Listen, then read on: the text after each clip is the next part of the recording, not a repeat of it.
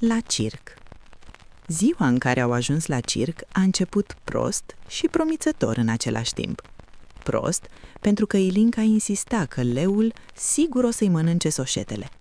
Promițător, pentru că Natalia știa că atunci când Ilinca avea astfel de presentimente, urma ceva memorabil. În fața cortului uriaș, roșu cu dungi galbene, îi așteptau deja Rareș, Anesia, Patrick și Alex. Rareș ținea un bilet invers și încerca să convingă pe toată lumea că intrarea era pe ieșire. Patrick mânca popcorn înainte să înceapă spectacolul, iar Anesia își fixa privirea pe cupola cortului, convinsă că acolo se ascunde ceva. Alex, cel mai calm dintre toți, spuse: "Important e să intrăm înainte să înceapă." Au intrat. Înăuntru, mirosul de rumeguș, popcorn și emoție era peste tot. Ilinca se urcă imediat pe scaun și începu să facă cu mâna tuturor, de parcă ea era spectacolul. Lumina se stinse, muzica porni. Clovni, acrobați, aplauze. Totul mergea perfect. Prea perfect. Când dresorul de lei ridică mâna pentru momentul culminant, se auzi un clank metalic urmat de un crash care nu făcea parte din spectacol. "Ăsta nu era în program," șopti Rareș. Ușa cuștii se deschise. Primul care ieși fu o capră.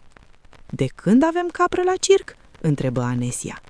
În secunda următoare, un ponei alergă pe lângă rânduri, un papagal zbura deasupra publicului țipând "Bravo!", iar un elefant își făcu apariția calm, ca și cum ar fi venit să-și caute locul.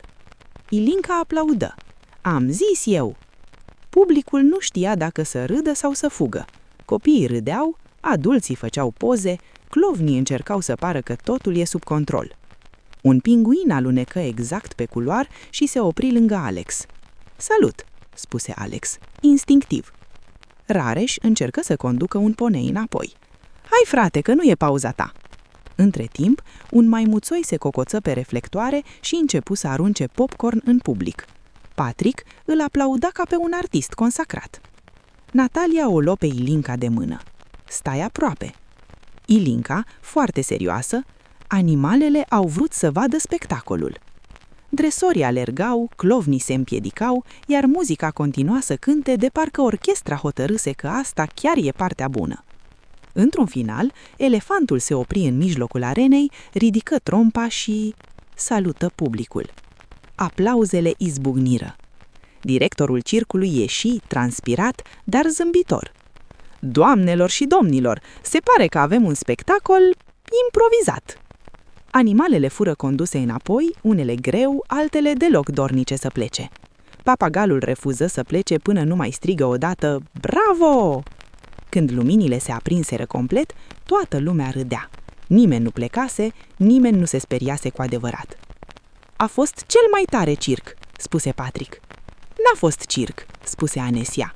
"A fost haos organizat." "Eu vreau din nou," spuse Ilinca. Natalia zâmbi. Uneori, cele mai bune spectacole sunt cele care scapă de sub control. La ieșire, un afiș scria "Circul revine mâine." Ilinca îl citi și spuse: "Mâine poate scapă și mai multe." Natalia nu se îndoia.